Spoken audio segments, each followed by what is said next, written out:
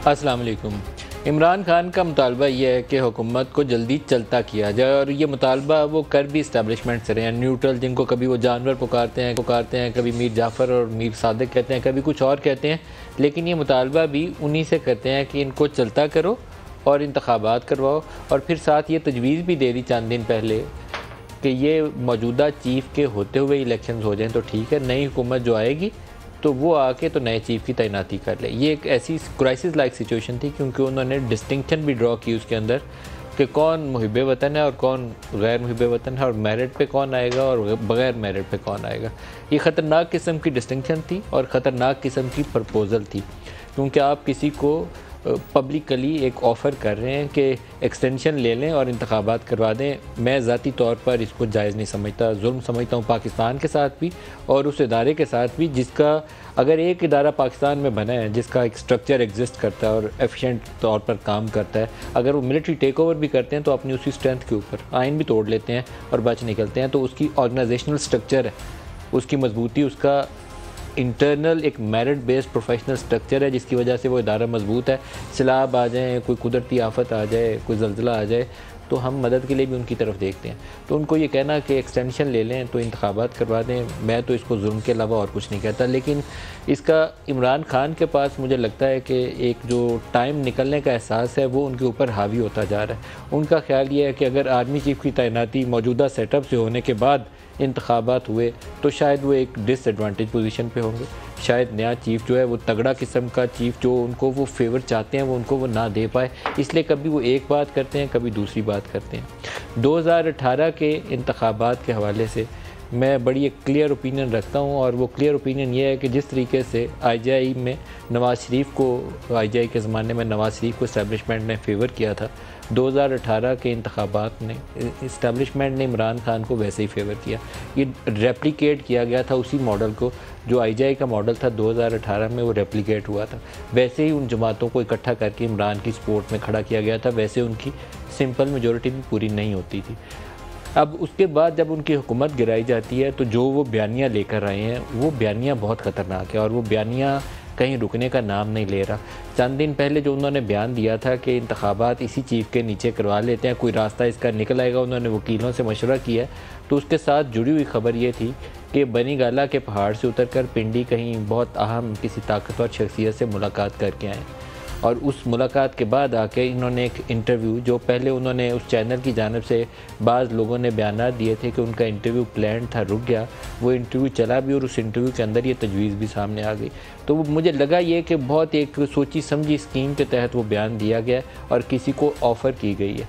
अब दूसरा फ्रीक क्या उस ऑफ़र को कबूल करता है? आर्मी एज इंस्टीट्यूशन शायद बहुत सारी ऐसी बातों के ऊपर राज़ी ना हो, इदारे की बात कर रहा हूँ। अदारा अपने आप को दोबारा इस चीज़ के अंदर, इस मौके के ऊपर जहाँ पर पब्लिकली 4-5 साल से बैटरिंग हो रही है बाकायदा। पहले नवाज शरीफ वोट को इज़्ज़त दो के नाम के ऊपर कहते थे कि जनरल बाजवा साहब और आर्मी चीफ़ का उस वक्त DGISI जनरल फैज़ का नाम लेकर कहते थे कि आप ज़िम्मेदार हैं। वो उस चीज़ से एक फ़ेज़ आगे आया है, तो अब इमरान खान उनको मीर जाफ़र, मीर सादक, न्यूट्रल तो जानवर होता है, घर में चोर आ जाए तो चौकीदार ये नहीं कह सकता मैं न्यूट्रल हूँ, ये वाली बातें कह रहे हैं। और साथ उसके एक उन्होंने चीज़ जो ऐड की है वो बहुत डेंजरस है। वो कहते हैं कि मर के अल्लाह के पास जाओगे तो क्या जवाब दोगे। कूफे वालों को पता था कि इमाम हुसैन रज़ी अल्लाह तआला अन्हु वो हक़ के ऊपर थे, लेकिन वो यजीद से डर गए, वो चुप रहे, तो इसलिए इतना बड़ा जुल्म हुआ। ये मिसालें देकर वो कहते हैं कि अब आपने डरना नहीं है। बहुत ख़तरनाक सूरत हाल है, अल्लाह पाक रहम फरमाए अगर अक्टूबर के महीने में ये एजुटेशनल स्टाइल एक अप्रोच अपनाएंगे, क्योंकि 2014 के धरने में जो इनके पीछे सपोर्ट कारफरमा थी उन्होंने इनको एक ही तरीका सिखाया था, डी चौक पे जाके बैठ जाए। फैज़ाबाद में धरना हो रहा था तो उसको वो सपोर्ट कर रहे थे। तो अब इमरान खान से उससे मुख्तलिफ़ किस्म की सियासत की तवक्को नहीं रखनी चाहिए। लॉकडाउन फैसलाबाद जिसमें इनका एक कारकुन जो था वो शहीद हो गया था, उसको गोली लग गई थी। लॉकडाउन इस्लामाबाद जिसमें चौधरी निसार ने फिर सारा शहर बंद करके फिर बाद में वो जो कुछ पुलिस फोर्स यूज़ की गई थी। तो ये कुछ लॉकडाउन, कोई एजुटेशन, कोई पार्लियामेंट पे चढ़ाई, कोई PTV स्टेशन स्टाइल, ये चीज़ें मुझे खौफ आता है कि पाकिस्तान के लिए लम्हा फ़िक्री है। बहुत नुकसान का बायस हो सकता है पाकिस्तान के लिए, बहुत बड़ा पाकिस्तान को कोई नुकसान का सामना करना पड़ सकता है। 25 मई को जब ये इस्लामाबाद आ रहे थे तो उस वक्त लोगों ने इनको रोका था, इनकी पार्टी के अंदर से भी, इनके चाहने वालों ने इस्टेब्लिशमेंट से भी इनको पैगाम दिए थे कि टाइम अच्छा नहीं है, आप जल्दबाजी कर रहे हैं, आप दबाव बरकरार रखें इंतखाबात के लिए, आपको अभी चढ़ाई कैपिटल पे नहीं करनी चाहिए, लेकिन उन्होंने चढ़ाई की। अब दोबारा कभी इम्कान ये है कि अक्टूबर के मिड तक, मेरा नहीं ख्याल है कि इससे आगे जाने वाले हैं, फर्स्ट 15 डेज़ में वो इस काम के लिए दोबारा तैयारी करेंगे कि दोबारा कैपिटल की तरफ, इस्लामाबाद की तरफ चढ़ाई करें। तो हल क्या निकलेगा? क्या पीपल्स पार्टी और PMLN इनके आगे घुटने टेकना पसंद करेगी? क्या फ़ौज दबाव का शिकार होकर इमरान खान से कहेगी कि आप अपनी मर्ज़ी का चीफ चुन लें जिसका अब आपको इख्तियार नहीं है, आप तो पार्लियामेंट के अब रुकन भी नहीं, आप तो इस्तीफ़ा दे के बाहर आ गए हुए हैं। तो लेकिन क्योंकि आप सोशल मीडिया पे आपकी टीमें बहुत ज़्यादा अच्छे तरीके से ट्रेंड चलाती हैं, कौन वो मीर जाफ़र है और कौन मीर सादिक है, किसकी बेल्जियम में प्रॉपर्टी है, कतबा लेके आप तस्वीरें लगा सकते हैं, तो इसलिए आप अपनी मर्ज़ी से आर्मी चीफ लगा दें। क्या फ़ौज ये बर्दाश्त करेगी? क्या वो लोग जिन्होंने इतनी हैवी एडजस्टमेंट की है, पेनफुल एडजस्टमेंट की है, मिफ्ता इस्माइल ने, PMLN ने उसकी कॉस्ट लिया, स्टूपिड डिसीजन था सियासी लिहाज से, बहरहाल मैं उसको अक्लमंदी के ऊपर मबनी फ़ैसला नहीं कहता था कि अपोजिशन जमातों ने ऐसे वक्त के ऊपर नो कॉन्फिडेंस की जब हैवी कॉस्ट थी इकॉनमी के ऊपर एडजस्टमेंट की, और वो इमरान खान ने करनी थी और वो इन्होंने अपने सर ले ली। तो सज़ा इसको इनकी मिलनी चाहिए जो अदम मकबूलियत की शक्ल में और महंगाई की शक्ल में इनके सर पड़ी है, लेकिन पाकिस्तानी लोगों को भी सज़ा मिल रही है। तो क्या वो लोग चाहेंगे कि सारी एडजस्टमेंट करके, प्रोग्राम बहाल करके, अब इमरान खान का क्योंकि प्रेशर बढ़ा है तो जलसे कर रहे हैं, इमरान खान ने 50 जलसे करनी है तो लेट से नहीं, ये नहीं होगा। लंदन वाली जो मीटिंग है उसकी तफसीलात तो अभी सामने नहीं आई हैं, लेकिन वो ख़ुद से मौजूदा वज़ीर आज़म शहबाज शरीफ, जितने लूले लंगड़े वज़ीर आज़म भी हैं, वो वज़ीर आज़म ही आर्मी चीफ़ को तैनात करना चाहेंगे और इलेक्शंस वो करवाएंगे सम टाइम नेक्स्ट ईयर। अभी पानी में डूबा हुआ सिंध, पानी में डूबा हुआ बलूचिस्तान, पानी में डूबा हुआ साउथ पंजाब, इलेक्शन का मुतहम्मिल भी नहीं हो सकता। हमें वर्ल्ड पूरी दुनिया से इमदाद की ज़रूरत है लोगों की ज़िंदगियाँ बचाने के लिए। अभी इंतखाबी अमल 6 माह 8 माह के लिए तो भूल जाएँ कि आगे चलेगा। इमरान खान ने अभी से थोड़ी देर पहले जो जलसा किया, पिछले हफ्ते वो दावत दे रहे थे किसी को कि आपके होते हुए इंतखाबात करवा लेते हैं, आज वो DG ISPR को पुकार कर कुछ कह रहे हैं, दिखाइएगा। मैं आज अपने DG ISPR से ये जरूर सवाल पूछूंगा कि आपने कम से कम समझ तो जाना था मैं क्या कह रहा हूं। आज सारी कौम मेरे साथ खड़ी है कि इन चोरों को कभी सिलेक्ट नहीं करना चाहिए पाकिस्तान का आर्मी चीफ। तो मैं आज पूछता हूं हर उस गद्दार से कि जिन्होंने पाकिस्तान से ये जुल्म किया है, ये कौम भी आपको माफ नहीं करेगी और अल्लाह भी आपको माफ नहीं करेगा। हर उस गद्दार ने, हर गद्दार से सवाल पूछता हूं जो ये इंपोर्टेड चोरों की हुकूमत जिन्होंने हमारे ऊपर मसलत की। किन खुफिया नंबरों से कौन कॉल कर रहा है, दिखाइए। टेलीफोन गुमनाम नंबर से धमकियां देने के लिए वापस धमकियां दो उनको। जो डराता है वापस डराओ उसको। जो मिस्टर एक्स और मिस्टर वाई लोगों को धमकियां देते हैं वापस धमकियां दो इनको। ये होते कौन है आपको डराने वाले? ये खुफिया नंबरों से डराना धमकाना कि जी हम ये कर देंगे वो कर देंगे, जो करना करो हम भी करेंगे। एंटी अमेरिकनिज्म, एंटी इस्टेब्लिशमेंट और इस्लाम का नाम लेकर जो कुछ किया जा सकता है इमरान सब कुछ करेंगे। हमारे साथ जो आज शुरका हैं पलवशा खान है पाकिस्तान पीपल्स पार्टी से, अज़मा बुखारी PMLN से और शेख वकास अकरम साहब सीनियर सियासतदान है। सबको खुशामदीद कहते हैं। पलवशा आपसे आगाज़ करते हैं, अंजाम कार क्या होगा? सड़कों के ऊपर लड़ाई मार कुटाई, किसी की जान जाएगी, क्या होगा? कैसे किसी नतीजे पर पहुँचेंगे हम? शुक्रिया नदीम। दरअसल बात यह है कि आपने एक जो तैयारी बताई खान साहब की अपने इंट्रो में, उसी को आपने कूज़े में जो है सारी कहानी जो है समा दी कि इंतशार के लिए तैयारी हो रही है। अब आप मुझे बताइए, आज से पहले क्या कभी ऐसा हुआ है कि कोई आर्मी चीफ लगना हो और उसको किसी ताकत ने रोक दिया हो? और क्यों रोके? इसके पीछे भी कोई लॉजिक होनी चाहिए ना कि आर्मी चीफ का तो वही पैनल होगा, 5 हैं 4 हैं, इल्म नहीं मुझे, लेकिन उसी जो भी आएगा वो उसी पैनल में से ही किसी को पसंद करेगा या किसी को चूज़ करेगा। तो इस सारी वावेले का मकसद क्या है? और खान साहब के पास ऐसी वो कौन सी ताकत है जो 2018 में नहीं थी, जो आज है? और वो ऐसी कौन सी ताकत है जिसके बलबूते पर वो चढ़ाई करेंगे, इस्लामाबाद पे चढ़ाई करेंगे और वो अपनी जो है मर्जी मुसल्लत कराएंगे। और इस मामले में, और ये आप एक और भी इनका आपने शायद जिक्र नहीं किया, एक बयान जो है ये भी खासा सारी कहानी समझाता है कि अक्टूबर में इंतखाबात का ऐलान ना हुआ तो अगली हुकूमत बनाना मुश्किल हो जाएगी। तो पूरे का पूरा इस वक्त इनका जो ज़ोर है वो यही है कि हुकूमत बनाई जाए। उस हुकूमत बनाने के रास्ते में पाकिस्तान आए तो उस पर से गुजर जाओ, फ़ौज आए उस पर से गुजर जाओ, सैलाब में डूबे हुए लोग हैं, लाशें हैं, उन पे से गुजर जाओ। यानी ऐसी कोई चीज़ नहीं है जो इनको रोक सके। बेदरेग आपने दीन का इस्तेमाल करना है, ऐसी अजीम हस्तियों का इस्तेमाल करना है, उनके नामों का, वो भी आप करेंगे। कोई चीज़ इस वक्त ऐसी नहीं है जो खान साहब इस्तेमाल करने को तैयार ना हो। और अगर ये मिस्टर एक्स और मिस्टर वाई इतने ही बुरे हैं, आज भी जो उन्होंने बातें की हैं वही हैं जो पहले दिन से वो करते आए, तो आप उनसे मिलने जाने के लिए क्यों तड़पते रहते हैं? क्या बात ऐसी है जो आप जाके गद्दारों से करना चाहते हैं?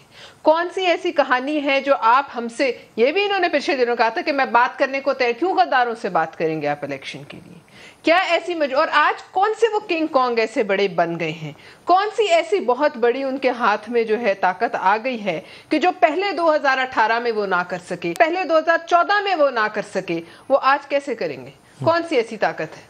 अज़मा से पूछते हैं। अज़मा, जो लंदन वाली मीटिंग है उसमें शहबाज और नवाज़ दोनों के सामने बड़ा सवाल यही था कि ये जो इमरान खान अवामी एक दबाव मोबिलाइज़ कर रहे हैं, इसके आगे घुटने टेकने या वो फ़ैसला करना है जो वो चाहते हैं। अब ये फ़ैसला शायद नवाज़ के हाथ में भी होगा, जरदारी साहब के भी हाथ में होगा और शहबाज शरीफ के भी, लेकिन जैसे जैसे मामला सड़क पे आएंगे चीज़ें फ़ैसला करनी मुश्किल होती जाएंगी।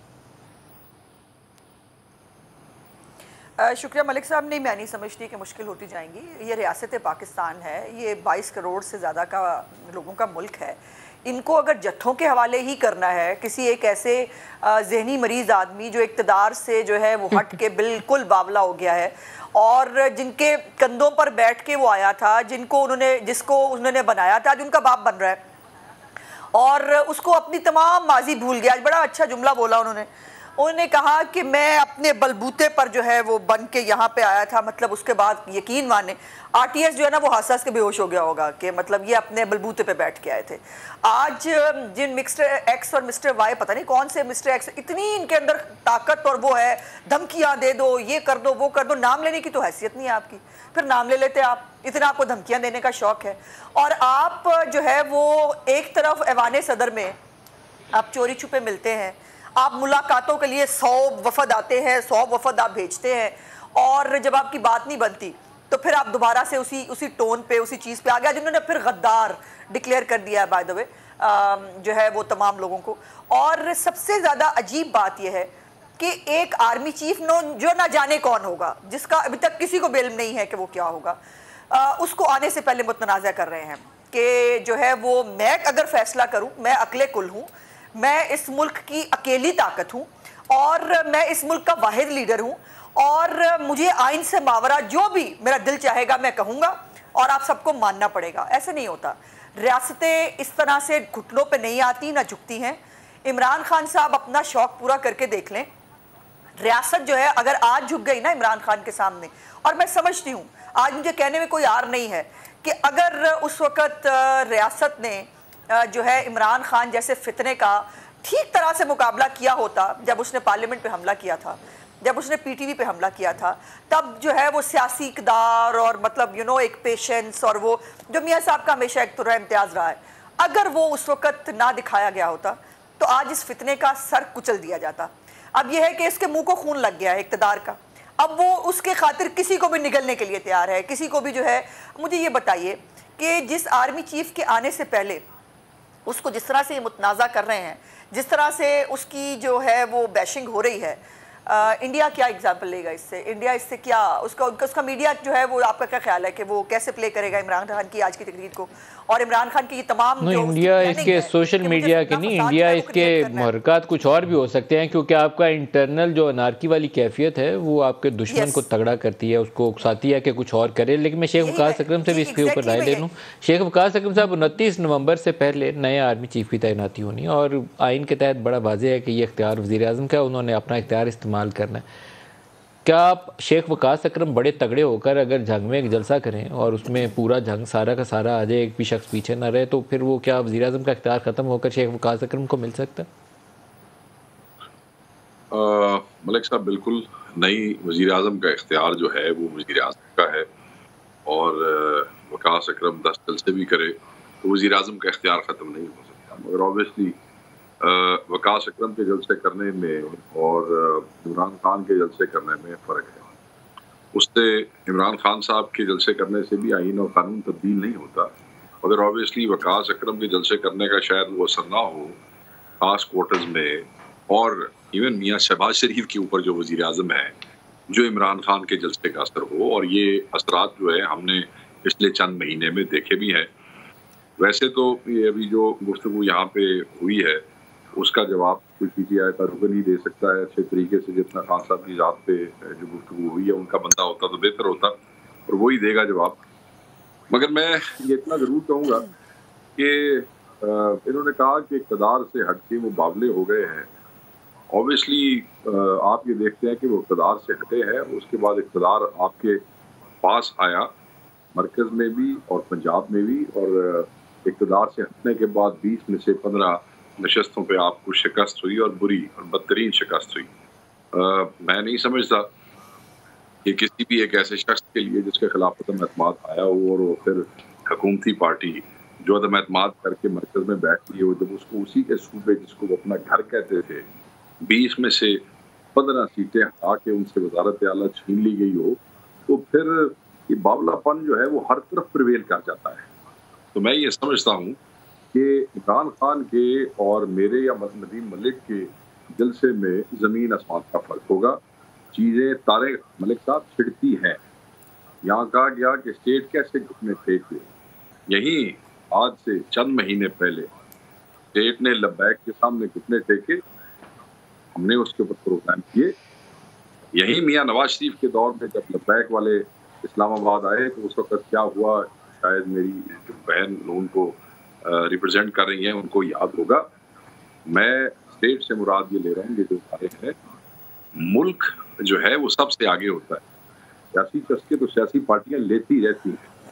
एक शख्स है जिसको अचानक नून लीग की एक बेवकूफ़ी से अल्लाह ताला ने अनपॉपुलर, वेरी पॉपुलर, अनप्रेसिडेंटेड किस्म की सपोर्ट जो है वो दे दी है।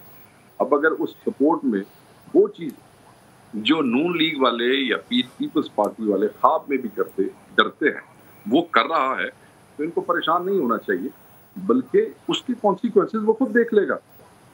देखे ना, यही जुमले जो आज इमरान खान साहब कह रहे हैं इसी लेवल की इंटेंसिटी के ऊपर मैंने खुद नून लीग वालों के मुंह से सुने हैं, मैंने खुद पीपल्स पार्टी वालों के मुंह से सुने हैं। मैं तो एक आज़ाद आदमी हूँ, मेरी आज़ाद राय है। मैं उस आज़ाद में कहता हूँ जब इस्टेब्लिशमेंट जिसको बारे में होती है वो उस वक्त उनकी तारीफें करता है, और जब वो उनको उससे खाइफ होते हैं वो उसके खिलाफ बोलता है। मैं तो समझता हूँ कि अगर सबसे ज़्यादा को बेचारी जो काबिल रहम है वो तो इस वक्त इस मुल्क की इस्टेब्लिशमेंट है, जिसने हर सियासी पार्टी पे मेहरबानी की, पीपल्स पार्टी पे की है, नून लीग पे की है, बारहा की है, PTI पे की है, और आज आके ये तमाम पार्टियां जब भी वक्त आता है उसी इस्टेब्लिशमेंट का गिरफ्तार करने के लिए तैयार बैठी होती है। सर लेकिन इस्टेब्लिशमेंट का ये रोल मेहरबानी करने वाला होता ही क्यों? मैं थोड़ा सा क्वेश्चन करूंगा, मैं पलविशा से भी पूछना चाहता हूँ। इस्टेब्लिशमेंट को अपने रोल के अंदर जाना चाहिए। ये जाके रोए भी तो इनको वापस टैप ला के वापस भेज दें, इनको रोने दें। या आप जो रोने वाली बात कह रहे हैं वो गलत नहीं कह रहे, क्योंकि हमने बहुत सारे ऐसे सियासतदानों की कहानियां सुनी हैं। मैं मतलब किसी एक बड़ी मोहतरम शख्सियत है, उनका नाम नहीं ले सकता, माजरत के साथ पूछिएगा ना। मुझे पता चला कि उन्होंने जाके हाथ लगा दिए थे आर्मी चीफ के घुटनों पे कि हमारी जान छुड़वाए और कोई हमारे लिए रास्ता खोले, लेकिन ये उनका काम नहीं है रास्ता खोलना, ये उनका काम नहीं है। वो फौज को हम क्यों चाहते हैं कि वो पोलिटिकली एक कंट्रोवर्शियल रोल में आ जाए, जो आजकल फंसी हुई है फौज, क्यों इस रोल में फौज को फंसाते हैं? जो नाकाम सियासी पार्टियां, नॉन परफॉर्मिंग सियासी पार्टियां, वो पार्टियां जो झूठे वादे करके माजी में इक़्तिदार में आके बैठती नहीं है, जिनसे मेरा आपका किसी न किसी हवाले से हमेशा कोई ना कोई ताल्लुक रहा है, इनके लिए फिर आखिरी जो वो उसे कहते हैं ना रिजॉर्ट जो होता है, आखिरी पनाह की जगह एस्टेब्लिशमेंट भी होती है। तो एस्टेब्लिशमेंट की है वो कोई फैक्ट्री क्यों बन के तो नहीं आए हुए, वो भी इसे कौम के लोग हैं, इसे मुआशरे क्यों निकले, इसे कल्चर से पुत्र ने दे, इसे कल्चर से बेटे ने, वो भी आपकी जिस वक्त आप देखें ना पलशा से इसका जवाब ले लो। सर एक मिनट मुझे जुमला पलशा से भी इसका जी कर लें जवाब। जैसे गोडिया नु हाथ ला दे मलिक साहब, फिर को खुदा तरसी भी होती है और खुदा तरसियां सबके साथ हुई है। ये तो जदू जेडी शायद नहीं सर, ये उनका रोल नहीं है। खुदा तरसी का इशू तो तब आएगा ना कि उनका वो कॉन्स्टिट्यूशनल रोल हो, ये उनका कॉन्स्टिट्यूशनल रोल है ही नहीं है। तो खुदा तरसी तो तब आएगा कि आपके शेख वकास अकरम की बस में किसी ने बैठना है तो कई शेख वकास साहब उन्होंने बस से आ जाओ, तो वो तो आपका इख्तियार है। आजमा आप बताएं, आजमा कुछ कहना चाह रही? देखिए, पहली तो बात यह है कि बिल्कुल वकास साहब जो हैं वो रेस्ट एश्योर्ड कि हमें बिल्कुल कोई परेशानी नहीं है। इमरान खान जिस तेज़ी से आया था अपनी कब्र खुद ही खोद रहा है। एक तरफ जो मज़हब का इस्तेमाल है, उसके अंदर जो इस्लामी टच वो दे रहे हैं पॉलिटिक्स के अंदर, वो खुद जो है जो काम कर रहे हैं, हमने ये कहा कि उसको कोई ये काम ना करे। आज मरियम औरंगजेब और जावेद लतीफ़ साहब के ऊपर दहशतगर्दी का पर्चा काट दिया गया है। अगर ये कहना कि इमरान ये काम कर रहा है दहशतगर्दी है, तो फिर इमरान की सज़ा क्या होनी चाहिए? और फिर इमरान खान साहब एक दफ़ा नहीं, देखिए स्लिप ऑफ टंग एक आधी दफ़ा होती है, बार बार जो बात की जाए वो फिर स्लिप ऑफ टंग नहीं होती। और फिर बताने के बावजूद, पॉइंट आउट करने के बावजूद जो वो कर रहे हैं, ये एक अलहदा एक फिनोमेना है कि हमारे अंदर वो देखिए, ये हर कौम के साथ होता है कि एक ग्रुप, एक ऐसा फिरका, अब तो खैर फिरका इमरानिया चूंकि जो है वो वजूद पा चुका है, इसलिए मैं कह सकती हूँ एक ऐसा ग्रुप, एक ऐसा फिरका वजूद जब पा जाता है कौमों के अंदर, जिसका जहालत, जिसका आलमी निशान होता है, और उसको जो मर्जी कह लो। अब मैंने मुख्तलिफ फुटेजेस का मैंने ट्वीट की हैं, जो अल्लाह के फजल से जो उनके कॉमन सेंस है, जो इनके लोगों की पाकिस्तान की मसाइल को समझने की सेंस है, जो पाकिस्तान के इश्यूज हैं, जो इमरान खान की कारकर्दगी है, अगर वाकई अगर 3.5 साल वकास अकरम साहब को इमरान खान की कारकर्दगी बहुत अच्छी लगी है, और हमारे जो है वो 4 महीने की कारकर्दगी, जो IMF का जो प्रोग्राम वो साइन करके आए थे, उसको हमने दोबारा हम आगे लेके चल रहे हैं, हम उसके हिस्से की गालियां खा रहे हैं, ये भी किसी का ज़र्फ होता है। लेकिन ये जो पुरानी रवायत है ना, गोडे पड़ने वाली, वो करने वाली, मेरे ख्याल हमें इससे बाहर निकल आना चाहिए। और हम यही चाहते थे। ये अज़मा, ये गोडे पकड़ने वाली रवायत जो है, ये आज से तकरीबन 1.5 साल पहले का वाक़या है। मैं कोई 50 साल पीछे का वाक़या नहीं बता रहा, ये 1.5 साल पुरानी बात बता रहा हूँ आपको, गोडे पकड़ने वाली। मैं ब्रेक करीब आ गई, ब्रेक से बाद और बात करेंगे, हमारे साथ रहिएगा।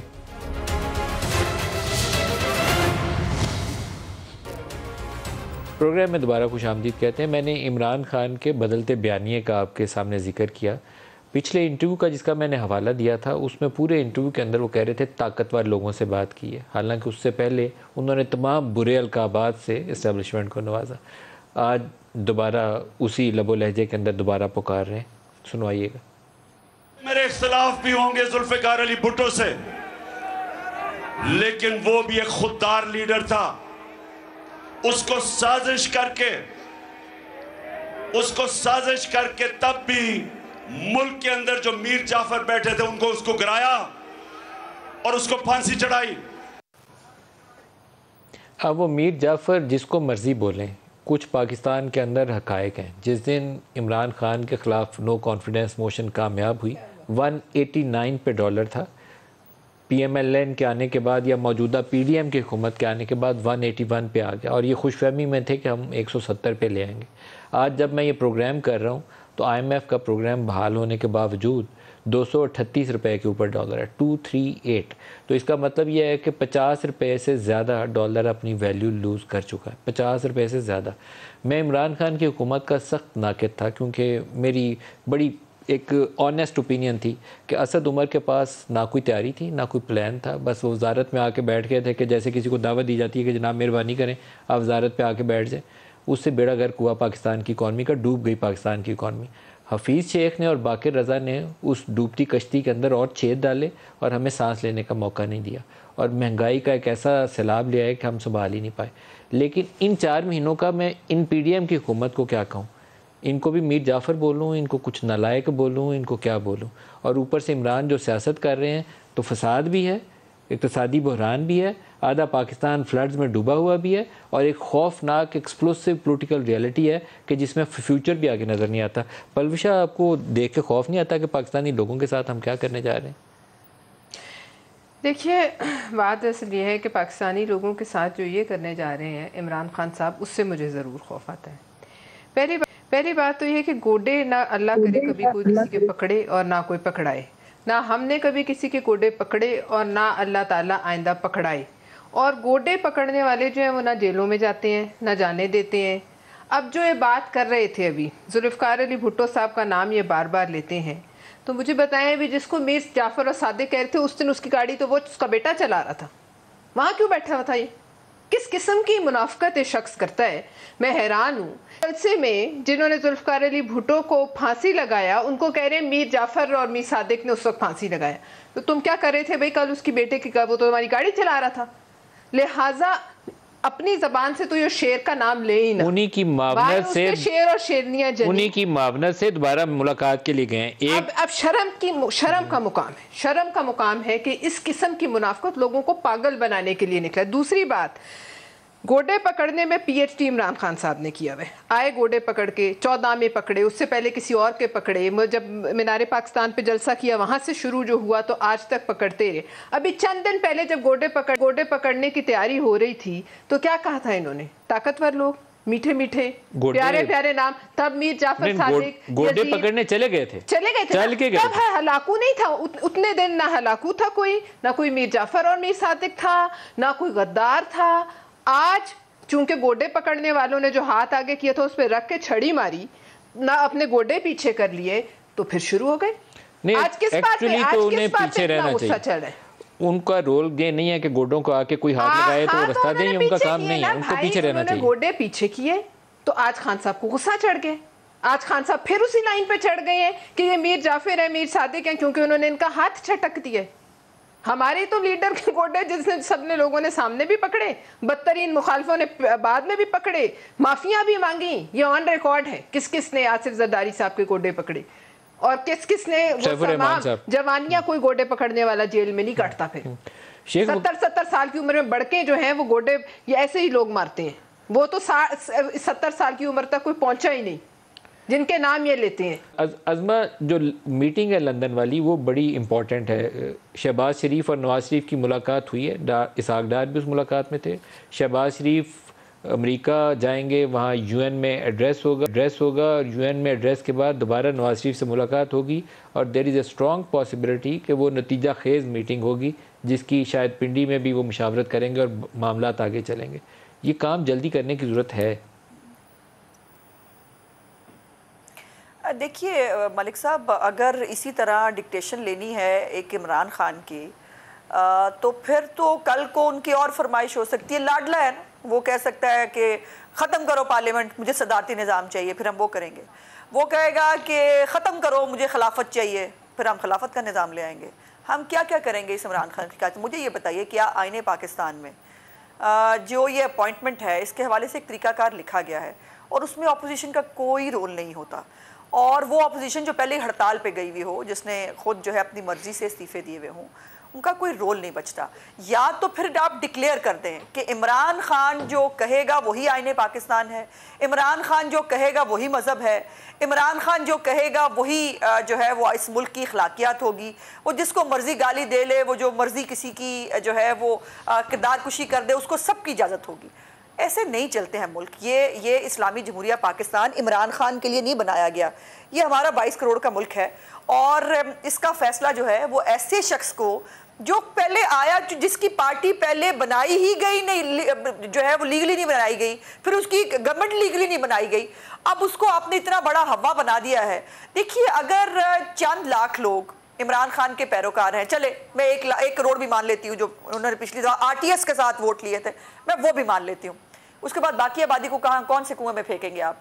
बाकी आबादी को कोई हक नहीं है अपनी राय देने का। बाकी आबादी जो है उसको नजरअंदाज कर दिया जाए, चूंकि इमरान साहब जो है उनको जो फॉलो करने वाले लोग हैं उनको नहीं नजर आ रहा कि इमरान खान इस मुल्क के साथ करना क्या चाहता है। एक तरफ उन्होंने, जो आपको याद है, इकोनॉमी के ऊपर तकरीर फरमाई कुछ दिन पहले, उसके अंदर उन्होंने खुद कहा देखें वो स्टेबिलिटी चाहिए होती है, ये स्टेबिलिटी लाना चाह रहे हैं इस मुल्क के अंदर।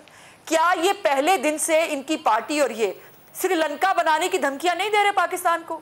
वो अल्लाह का करम है कि पाकिस्तान जो है वो श्रीलंका नहीं बना, लेकिन इनकी पूरी कोशिश थी। ये जो आईएमएफ को डिफाई करके गए, जो आईएमएफ की रिपोर्ट में भी लिखा गया, जो आईएमएफ की पीठ पे छुरा घोंपा जो हमेशा से उनको आदत है, उनको लगा कि शायद ये भी चल जाएगा, वो उन्होंने पाकिस्तान की आवाम की पीठ पे छुरा घोंपा। आईएमएफ को कोई फर्क नहीं पड़ा, आईएमएफ ने हमें और स्क्रू किया।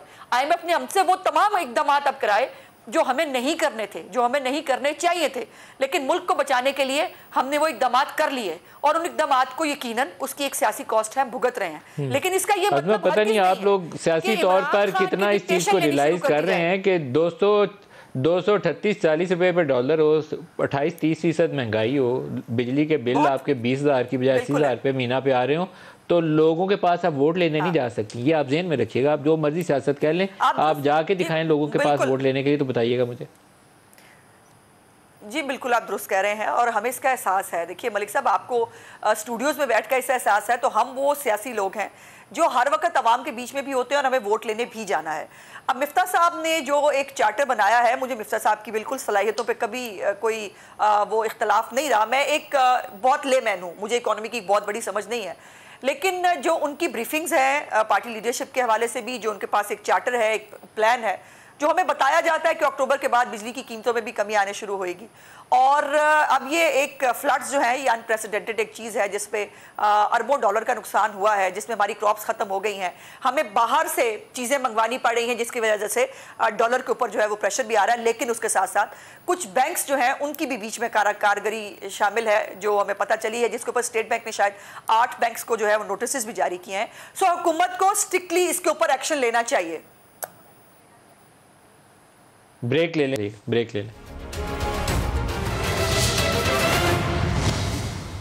प्रोग्राम में दोबारा खुशामदीद कहते हैं। शेख वकास अकरम साहब, आर्मी चीफ की तैनाती और इंतखाबात, आपके ख्याल में कौन सा मुनासिब वक्त है इंतखाबात का, और कब तक आर्मी चीफ की तैनाती कर देनी चाहिए? 29 नवंबर से पहले बहरहाल फैसला होना है।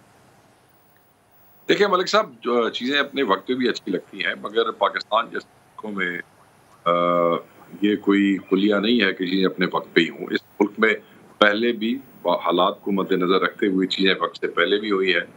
असम्बलियाँ टूट जाती रही हैं, तैनातियाँ पहले अनाउंस होती रही हैं। यहाँ पे पार्टी की नुमाइंदगी बैठी है जिन्होंने आर्मी चीफ को एक्सटेंशन भी दी थी, रिवायत वहीं से शुरू हुई।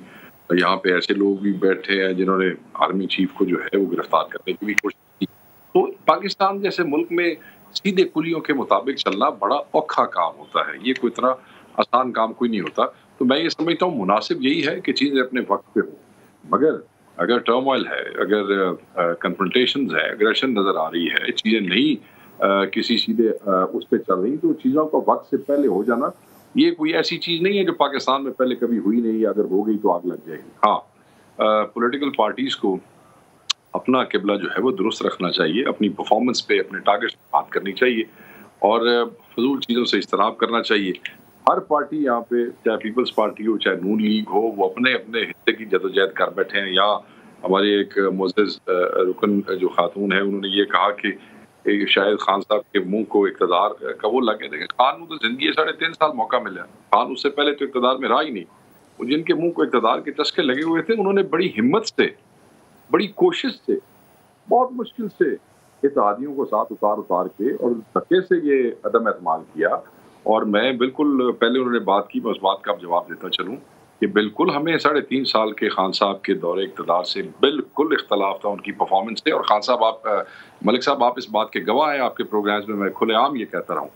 मगर पता नहीं कौन से लुकमान हकीम ने मशवरा दिया था नून लीग और पीपल्स पार्टी को कि मिल के जो इनके इक़्तिदार के बाद अवाम से जो लानतें पड़नी थी वो उन्होंने अपने गले में डाल ली है। अब ये तो कोई आर्गुमेंट ना हो ना, हमने अपनी जनाब सियासत कुर्बान कर दिया रियासत बचाने के लिए। अगर रियासत बचाने के लिए सियासत कुर्बान की है तो फिर उन चीकर का क्या फ़ायदा? उन भुगतो चीज़ों को दुरुस्त करो। You came under one banner कि हम चीज़ों को बेहतर करेंगे, हम महंगाई ख़त्म करेंगे, हम जो है वो अपॉर्चुनिटीज़ पैदा करेंगे। किधर है अपॉर्चुनिटीज, कहाँ महंगाई खत्म हुई है। ये जो बिल्कुल क्लोजिंग रिमार्क पलशा से ले लूं, पलशा क्लोजिंग रिमार्क, इस सूरत हाल में आप इलेक्शन में नहीं जा सकते, आपको ये फसाद का हल चाहिए, महंगाई का हल चाहिए, बदअमनी का हल चाहिए। पलशा स्टेट बैंक वाला बिल है वो वापस करेंगे, वापस करो ना, वापस फसाद का हल चाहिए, और फसाद का तो फिर इमरान खान का भी हल चाहिए। इमरान खान बेशक सियासी मैदान में आए, उनका हक है, उनसे हम नहीं छीन सकते, वो आए हमारा मुकाबला करें, लेकिन इंतशार फैलाकर उसकी आड़ में इक़्तिदार के जो है हसूल जो है वो नहीं होने देना चाहिए। और उसके लिए चाहे कोई भी कीमत अदा करनी पड़े, चाहे कोई भी करे, कल को कोई और आ जाए और वो इसी रविश पे चल पड़े, तो इसको एक दफ़ा के लिए ख़त्म करना चाहिए। बाकी सियासी मैदान में इमरान खान साहब आएँ, अगर जीतते हैं तो बिल्कुल उनका हक है, लेकिन गुंडागर्दी और डंडा लेके, डरा के, धमका के, ऐसा आज वो इस मुल्क के सबसे ताकतवर तरीन इदारे की भी गिरेबान तक पहुँच गए। पलशा खान, नज़मा बुखारी और शेख वकास अकरम, आप सबका बहुत शुक्रिया। आज के लिए इतना ही इजाज़त दीजिए। अल्लाह हाफ़िज़।